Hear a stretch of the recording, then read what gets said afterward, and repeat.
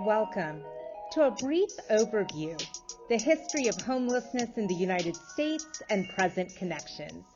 I am Rajni Shankar Brown, professor and the Jessie Ball DuPont Chair of Social Justice Education at Stetson University and president of the National Coalition for the Homeless Board. Housing is a human right. As we work to build more inclusive spaces in our world, transform public policy to be more effective and inclusive, we must also take some time to understand the history of homelessness in the United States. Now, there is a lot of information here that we could cover, and we only have a brief amount of time together. And so this is only going to give a few different highlights and different perspectives. And so I encourage you to continue to really engage in learning and immersive reading. At the end of this module, you will find several resources for extended learning, including some detailed pieces on the history of homelessness in the United States if you want to deepen your understanding even further. But in this module, we're going to get some highlights. We're going to start to make some meaningful connections, and we're going to start to build those connections to link them directly into our advocacy work as activists, as mobilizers and organizers working to embrace leadership and transform public policy to be more inclusive. So let's dive right in. A historical overview. There is a long and painful history of homelessness throughout the history of the United States, as is the case globally. It is important for us to remember that homelessness is a humanitarian crisis that is worldwide. But again, in this module, we're going to focus on the United States as we look historically at homelessness. Homelessness in the United States is deeply rooted in colonialism, racism, and other isms, including classism, sexism, and ableism. In the United States, during colonial times, race-based poor class systems and other poor laws, which essentially deemed some people worthy and other people unworthy of property rights, resulted in mass homelessness that continues to exist today in the United States. You only have to look West Coast to East Coast to see surging numbers that have continued to grow even during the COVID-19 pandemic into today, 2022. Primarily, historical documents show that European settlers were displacing indigenous Americans, Native Americans, and tribal nations. And soon after, this resulted in creating pervasive economic, housing, and social inequalities for Black and Brown communities. We're going to see connections here when we look at our homelessness response systems and homelessness in communities across the U.S. You see an overrepresentation today of Black and Brown communities. And again, it is really important to start to make the connections from history to present day. In the 1700s, beginning in 1730, alms and poorhouses were opened across the colonies, the English colonies, and during the Industrial Revolution, poorhouses moved into cities, creating growing urban poverty. Criminalization of homelessness. In the United States, during the mid-1800s, many families and individuals lost their jobs, lost their homes due to an economic downturn and hardships. By the 1830s, historical documents revealed that thousands of people experiencing homelessness lived on the streets during the day and were often criminalized and lived in police stations at night. In addition, youth homelessness also widely increased during the 1800s across the United States. The criminalization of poverty and homelessness continues today. Unfortunately, The reality is that the criminalization of people experiencing homelessness currently in the United States is growing across cities, across the United States, largely being fueled by the Cicero Institute, institute that was founded in 2016 by software billionaire Joe Lonsdale, with oppressive and harmful legislation now being introduced by many states. At the end of this module in the Extended Resources section, I encourage you to take a look at the NCH Cicero fact sheets that were created by NCH board member and executive director of the Sacramento Coalition to End Homelessness, my dear friend and colleague, Bob Erlenbush. Again, this is shared in our resources section at the end. We have a lot of work to do as we continue to see the criminalization of homelessness grow around our nation, adversely impacting individuals and families, human lives. This calls for all of us to rise. It merits our collective attention and action. The Great Depression. During the 1900s into the Great Depression, homelessness persisted and increased in the United States. Natural disasters, including the 1927 Mississippi River flooding and displacement of millions, also contributed to the growth of homelessness. President Franklin Roosevelt and administration developed the New Deal to create programs to reduce homelessness and build wealth for individuals, including by developing publicly owned housing. However, families and individuals who were Black, Indigenous, and Asian were explicitly excluded from the great majority of these federal programs. Research demonstrates that these discriminatory policies and practices have resulted in significant overrepresentation of Black and brown people in the United States homelessness populations. Particularly, we see overrepresentation among Indigenous, Black, and Pacific Islanders. Distressingly, racial discrimination continues today in many policies and practices and is deeply embedded in our systems. If you look to the left of this slide, you will see some graphics by the National Alliance to End Homelessness. One of those graphics shares the overrepresentation of Black Americans, Native Americans, and Pacific Islanders in homelessness. In fact, Black Americans are 3 times as likely to experience homelessness as the general population.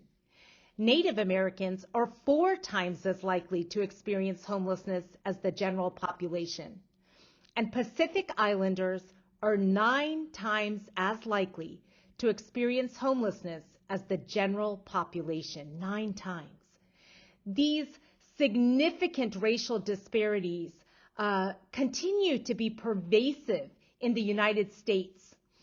And when we look at homelessness in the U.S., we see an overrepresentation of communities of color, Native Americans, Native Alaskans, Black Americans, Latina, Latino, Latinx, Pacific Islander, Native Hawaiian, and Asian, all overrepresented in poverty and homelessness.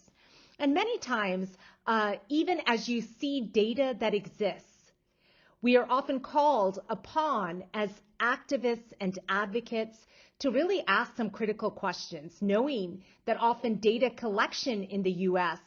Has a lot of issues in itself. An example would be many times Asian individuals and families experiencing homelessness are not captured in data at all. And there are many reasons for this, including limiting definitions of homelessness, and different definitions that exist at the national level. So if you look at the HUD's definition, doubled up is not counted, but under the U.S. Department of Education, doubled up families where you have more than one family, multiple families living under a roof, is counted under homelessness. And so these different definitions also impact often what we may be seeing. But we know often there are smaller populations among Asian populations in the U.S., and so many communities, such as Hmong communities, are not captured at all. And so we really have to start to understand these complexities and the significant racial disparities that continue to daunt our nation and continue to really call on all of us to collectively transform public policy to be more inclusive so we can work together to find solutions to end and prevent homelessness.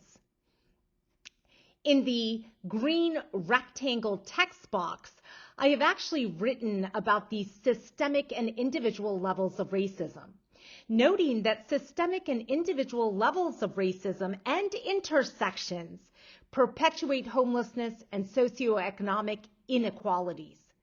Racist and oppressive institutional policies, practices, resource allocation and investments, or I should say lack of resource allocation and investments, continue to produce massive racial and social inequalities in homelessness and disparities for people of color across all systems in the United States. So we see these systems of social inequalities from housing to public health to education and many, many more areas. And again, seeing these intersections and understanding these intersections is also really vital to our work. Racial disparities and homelessness. In the United States, we must understand how racial disparities and homelessness also are interwoven into other systems, including mass incarceration. In the United States, nearly 70% of people in prison are people of color, Black and brown individuals. And the lifetime likelihood of imprisonment of United States residents, here you see born in 2001, just a snapshot from the Sentencing Project, you start to see glaring disparities that people of color are again overrepresented in our incarceration systems. And you see more than half of people experiencing homelessness in the United States have been previously incarcerated. This comes from the Bureau of Justice Assistance and the U.S. Department of Education. I think seeing these connections as we work to transform public policy to be more inclusive is really important to our work. In the United States, juvenile justice systems confine Black and brown youth at 4 times the rate of white youth. This comes from the Prison Policy Initiative. So again, we start to see that mass incarceration and the over-policing of communities of color has also contributed and continues to contribute to U.S. homelessness and the racial disparities in our homelessness numbers and systems. Racial disparities in homelessness are very, very important for us to really start to have a deeper understanding. And we have to prioritize racial equity in our work as housing justice advocates, especially seeing these really significant correlations. Housing instability and trauma. For children and youth, the trauma of experiencing homelessness can have many adverse effects and lasting impacts. Lack of housing stability can result in physical and mental health difficulties, additional educational challenges. It can include being more than twice as likely as housed peers to be suspended from school, expelled from school, to have to repeat a grade or grades, dropping out of school, and or even being arrested. This research comes out of my own, along with Mickelson and my research, Jan and my research, the U.S. Department of Education, and the American Youth Policy Forum.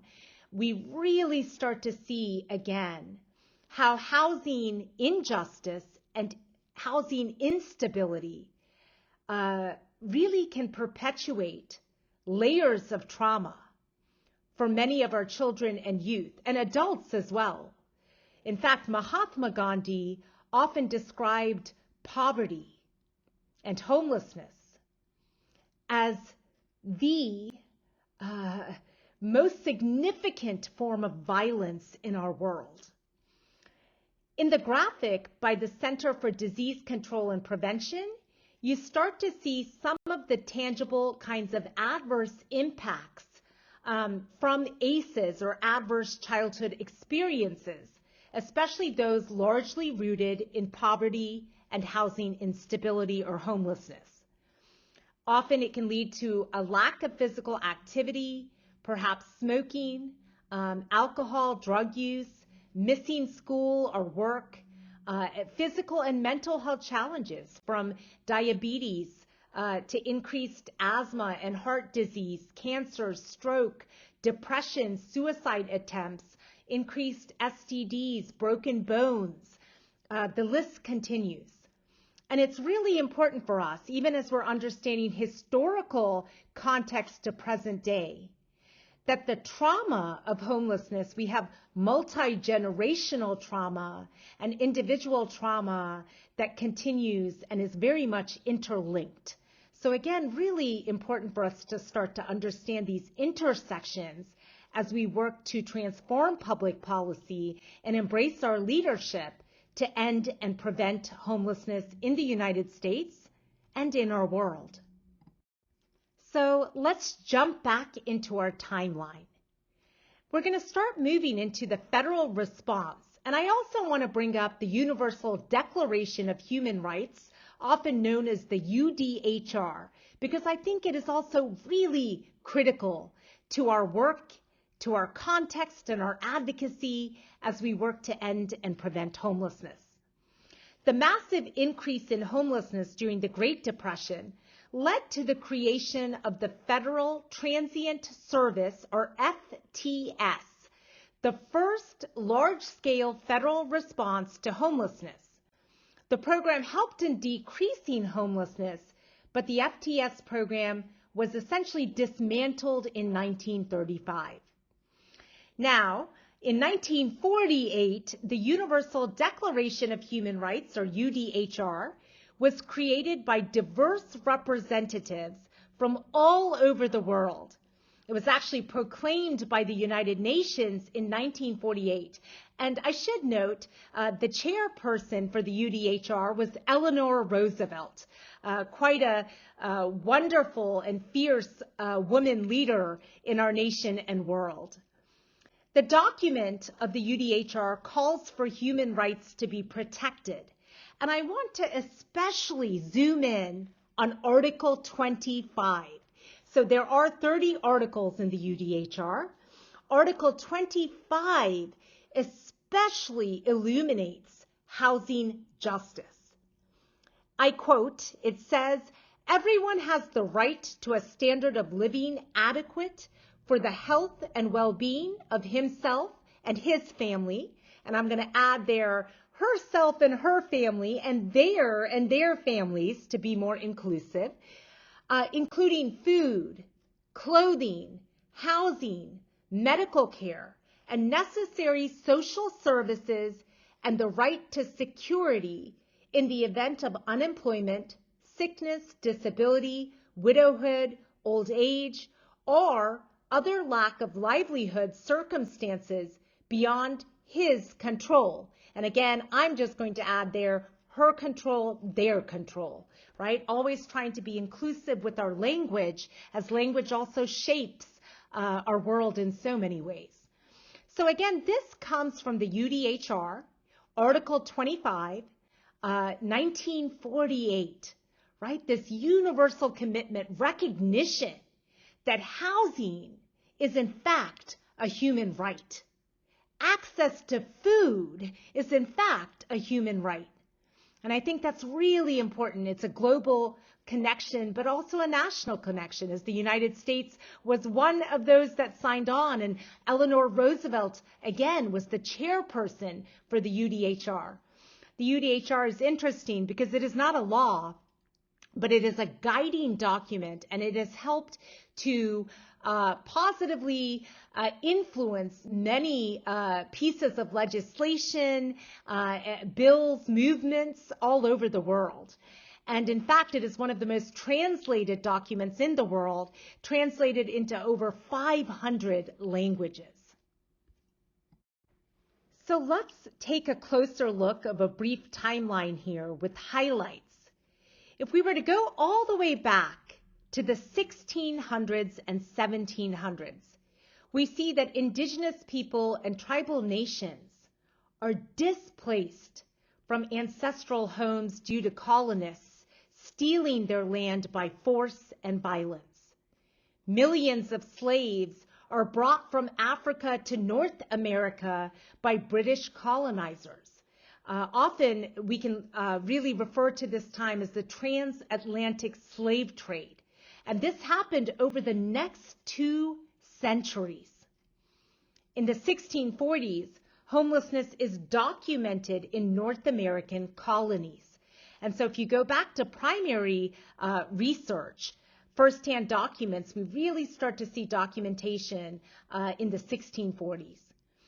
1804, the Louisiana Purchase doubles the size of the U.S. Our land actually grows. And with this, we have a growing of slavery and massacres of tribal lands and native indigenous people. 1830, Indian Removal Act is signed by President Andrew Jackson, resulting in thousands of native people being displaced from their lands, homes, and forced into homelessness. This can be considered the first major federal legislation perpetuating mass homelessness in the United States. Again, thousands of native people, indigenous people being displaced and forced into homelessness. In 1882, President Chester Arthur signs the Chinese Exclusion Act. The Chinese Exclusion Act pushed many Asians into homelessness, impacted again, when we look at today's racial disparities, we start to see that, unfortunately, racial disparities exist because of very intentional design, rooted in racism and colonialism. In 1934, the National Housing Act of 1934 actually passed, and this was part of the New Deal. And 1960s to present day, we see the mass incarceration of people of color. Michelle Alexander actually has a fantastic book. You can also listen to the audio version, and the book is one of the extended resources in our section at the end of this module. It is called The New Jim Crow. There's actually a film as well you can check out. But you can see that mass incarceration of people of color, right, really started to surge in the 1960s and continues to present day. And in the U.S., we have some of the highest policing and imprisonment of people, largely impacting communities of color. In 1963, we had the March on Washington for Jobs and Freedom. The March on Washington for Jobs and Freedom. And this was a historic moment in our country. It was a time where, many people across the U.S., in fact, over 200,000 demonstrators took part in this march in our nation's capital. And this march was successful in essentially and eventually pressuring the administration of John F. Kennedy to initiate a strong federal civil rights bill in Congress. So I think we can look at history, both the painful parts, but also the parts that are inspiring. This march, right, organized by A. Philip Randolph and Bayard Rustin, was built through an alliance of civil rights and labor and religious organizations. People came together, 200,000 to actually 300,000 is what a lot of our research shows. You see different numbers. But you see over 80% were people of color. And the march is known as one of the largest political rallies for human rights in the history of the United States. In the history of the United States. And it is a moment in our history that really calls on all of us as today's activists to remember that we also are standing on the shoulders of our ancestors and so many who helped to pave the way, right? Who helped to pave the way. And in fact, Dr. King, right? Dr. Martin Luther King Jr. Was one of the many speakers in our nation that day. And the speech, right, that Dr. Martin Luther King delivered, along with people like Congressman John Lewis, right, is quite powerful. And I have a dream. The speech by Dr. King that is so famously known, right, today, was Dr. King calling for an end to racism in the United States, invoking the Declaration of Independence, the Emancipation Proclamation, the United States Constitution. And Dr. King says, I have a dream. And even as we gather today in this module, I call on all of us to continue to reclaim the dream and to keep marching.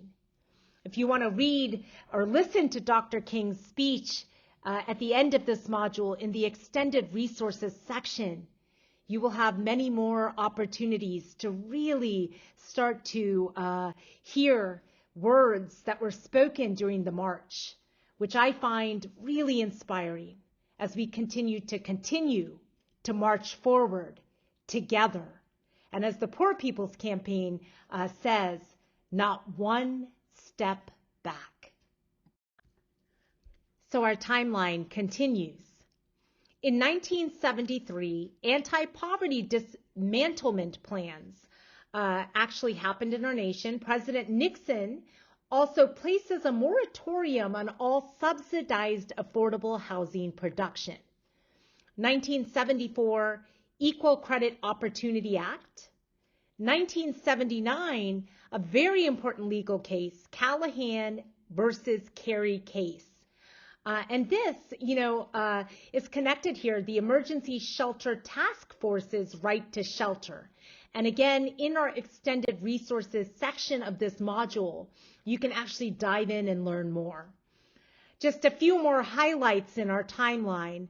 1982 was the formation of the National Coalition for the Homeless, the oldest advocacy group working to end and prevent homelessness, centering people with lived experience. 1983, the first federal task force of homelessness was created. 1986, the introduction of Homeless Persons Survival Act, Urgent Relief for the Homeless Act. The act was renamed the Stuart B. McKinney Homeless Assistance Act, signed into law in 1987. Now, Hands Across America also happened during this time. And again, another instrumental and inspirational moment in our history, right? As we turn to history, both looking at pain, but also looking at inspiration and looking at times in our history where we can find people galvanizing, organizing, coming together, right, to really make a difference. And the ESG Emergency Shelter Grant Program also passes around this time. In 1987, the Stuart B. McKinney Act passes. The U.S. Interagency Council on Homelessness was also established. In 1989, there is a Housing Now rally and march in Washington, D.C. Again, another uplifting time in our history as we look at people mobilizing to stand up, to collectively use their voices, their agency to pull together, to advocate for social change, for human rights. 1990, National Affordable Housing Act. And in 2000, the McKinney-Vento Homeless Assistance Act. And this Homeless Assistance Act, the National Coalition for the Homeless played a huge role as well with this act, the passing of this act. And it is really important to remember all of the different pieces that came out of this, including how it impacted, right, people, in terms of education, our children and our youth, providing protections for children and youth experiencing homelessness through our education system. Now, I do want to point back to the Hands Across America for a second, right? Hands Across America happened Sunday, May 25th, 1986, and over 6 million people held hands for 15 minutes, creating a human chain across the United States, right? Across the United States, East Coast to West Coast. And I think this is, again, a beautiful example of people coming together to advocate for human rights. People coming together to say, we, right, are calling for a better, more equitable, more just nation. And I think it's pretty incredible when you look at even sponsors, corporations that got involved, and to see, right, over 4,000-mile chain of humans, an unbroken chain across many, many states, over 48 states, how powerful that is. What a powerful demonstration of people coming together to promote human rights and to call for change. Now, again, all of these highlights are just small snapshots. And there is so much more that happened in the historical timeline. And you can go back to historical documents and different timelines to continue to learn more and understand more. But in this module, we just wanted to capture some of these important moments in history, to start to weave together the connections of history from then and now, which is so important for us as we work to transform public policy and end and prevent homelessness. Onward. 2009, Homeless Emergency Assistance and Rapid Transition to Housing Act. In 2010, the U.S. Interagency Council on Homelessness developed Opening Doors. This is known as the first comprehensive federal strategic plan to prevent and end homelessness. Now, again, in the extended resources section at the end of this module, you'll also find a link to the U.S. Interagency Council on Homelessness, currently being directed by Jeff Olivet, and you can start to read about some of the current plans as well as look at the history of the U.S. Interagency Council. Now, in 2012, the ESG interim rule, or Emergency Shelter Grants to Emergency Solutions Grants, the name was later changed, right, from Emergency Shelter to Emergency Solutions. In 2018, Martin versus the City of Boise. This is, again, a critical legal case when we start to look at the history of homelessness. This case challenged Boise's enforcement of its camping and disorderly conduct ordinances against people experiencing homelessness, against people sleeping in public in the absence of adequate, fair, safe housing and shelter. So again, a really important legal case for us to understand, especially as we look at today, continued criminalization of homelessness and our need to collectively advocate and ensure that people experiencing homelessness are treated with dignity and human rights are honored. In 2018, there was also a Spark study, and this study is included at the end in the resource section. We encourage you to look at this study. Really important study. The Spark study, in fact, really started to look at homelessness and really started to give us a better or deeper understanding of homelessness and, understanding the high rates of homelessness among people of color in communities in the United States, right? So this was instrumental in helping to begin a national conversation about racial equity in homelessness. And then in 2021, we have our Bring America Home Now grassroots comprehensive campaign led by people experiencing homelessness. The National Coalition for the Homeless founded BON, or Bring America Home Now, and it is currently in motion with hundreds upon hundreds of organizations, including the NAACP, having signed on. And this is a movement that we are continuing to grow forward. 2022, here we are. The National Coalition for the Homeless Lived Experience Training Academy, LEADA.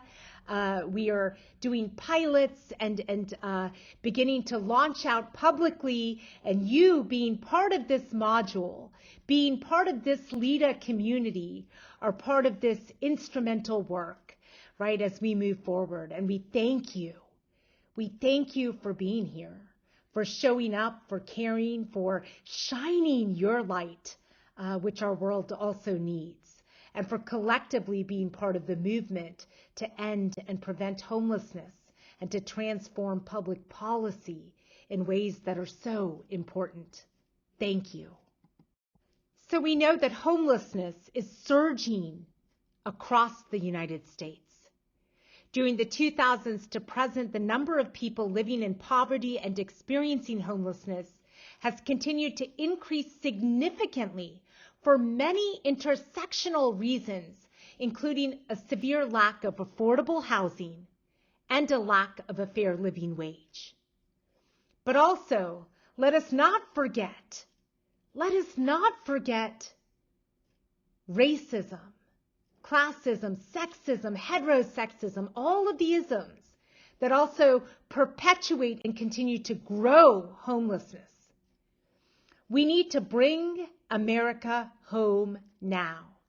Hashtag BON, B-A-H-N. Bring America Home Now has 6 major policy areas: housing, health, livable incomes, education and training, civil rights, and racial equity. Again, BON is led by people with lived experience. It is a multi-age, multi-racial and multi-ethnicity, multi-linguistic, multi-religious, generational movement that really brings together diverse individuals and communities and organizations, calling for a fusion of our movements to focus on and march for housing justice.